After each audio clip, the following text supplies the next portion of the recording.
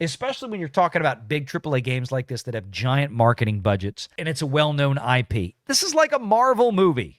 It's a Marvel movie. AC Shadows is a Marvel movie. Everybody knows about it. Everybody knows what it is. Everybody knows what to expect. Either the sales happen up front and very quickly, or the likelihood that they happen later on falls off a cliff.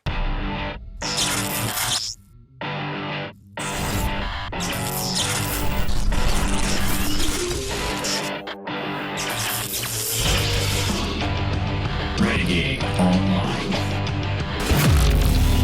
Here's the sales figures, right?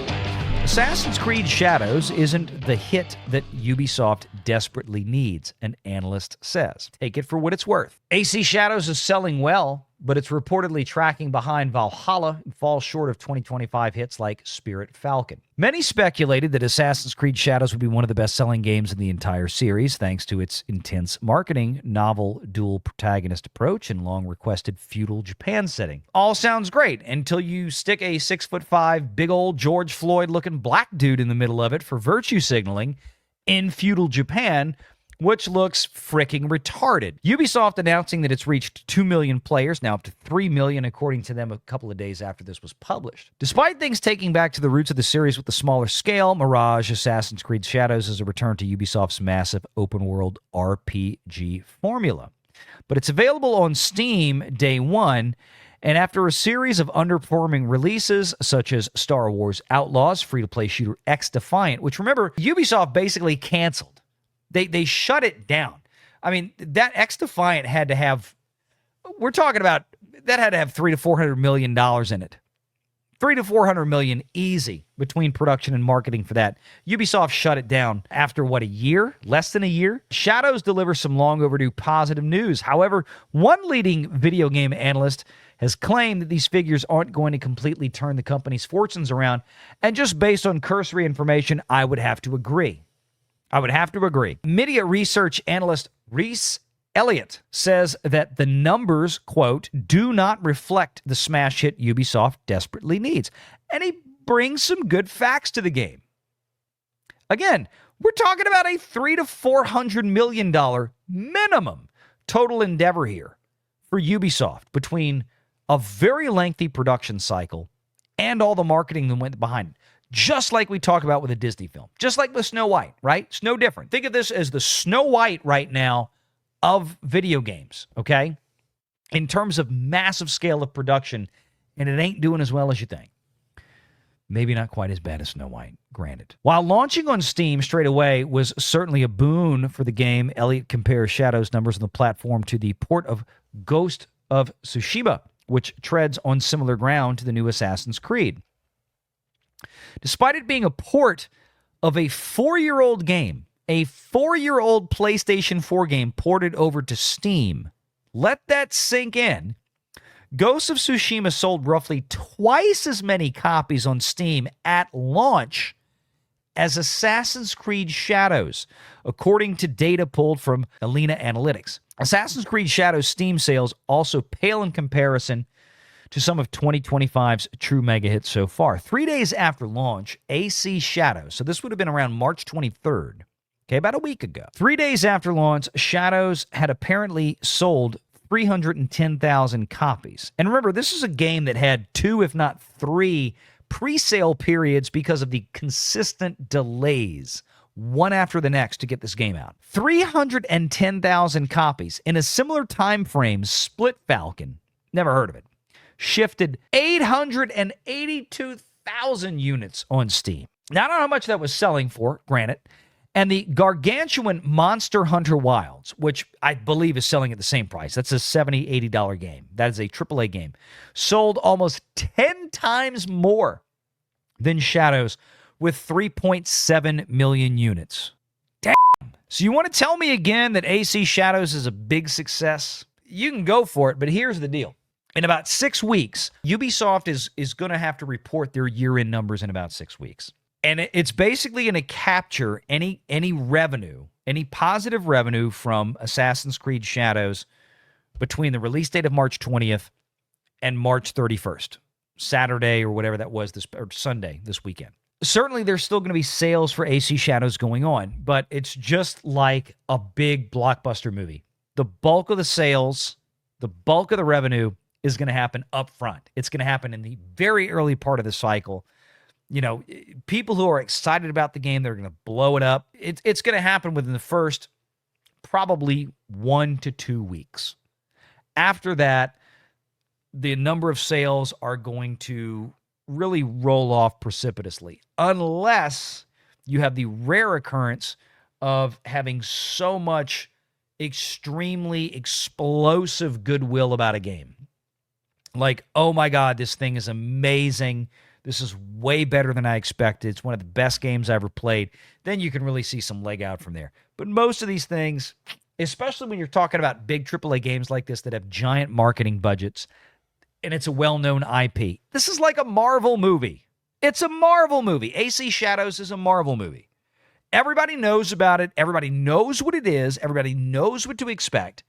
Either the sales happen up front and very quickly, or the likelihood that they happen later on falls off a cliff.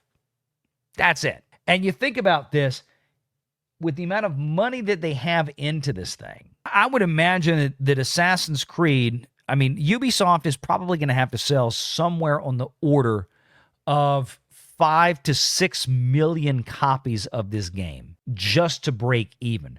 Remember, they don't get the whole $70 back. This is just like a movie ticket, right? They're going to get more back than half, I would think. But when you buy a game digitally, as most people do, you're paying a 30% concession or commission to the Sony PlayStation Store or to Steam. Steam and Sony don't work and license their stuff for free. So they're taking a 25 to 30% markdown on those things.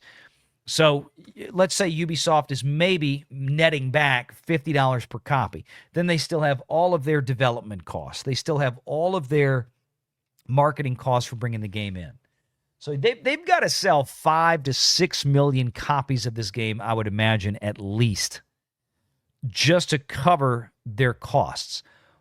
Why do you think Ubisoft was so desperate recently to get into bed even deeper with China? Why do you think they were so desperate to get in bed even deeper with Tencent, which is China?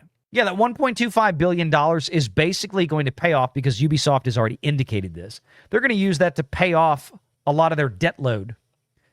Do you know why Ubisoft has that massive debt load they do for a company? Remember, this is the company that the market, the stock market, the broad market is only valued currently at about 1.2 billion euros. And Tencent just gave them about $1.2 billion. If you're Ubisoft and the collective value of every outstanding share of stock that you have on the open market right now, and the market says you're worth about $1.2, $1.3 billion, and China comes in and hands you a check for $1.3 billion, you damn right you're going to take it. And they're going to pay off the debt. The debt's worth more than the market says the company's worth. The reason that Ubisoft has the debt that it does, compared especially to its market capitalization, compared to its balance sheet, compared to what everybody thinks the company's worth, is because they have failed at making games so badly in the last several years that they have not been able to pay off the revolving credit lines that companies like Ubisoft depend on to develop and market new games. When a company like Ubisoft is making an X-Defiant or they're making an Assassin's Creed Shadows, they're not capitalizing their own cash to do it, by and large. They're using lines of credit. You know, we talked about a story a few weeks ago, or I think I probably skipped over it because it was no big deal. The Walt Disney Company renewed a $5+ billion, I believe it was, line of credit with either Capital One or Citibank. It was like, yeah, it's normal for Disney. You know why? Because they use that $5 billion line of credit to go out and make new Disney Plus shows and to make new Snow White movies that nobody goes and sees. When we talk about all these production entities that go out and where do they get this money from? And, oh, well, they couldn't have made The Acolyte because where did Kathleen Kennedy get the money? They have lines of credit for all this crap. Same thing with game studios.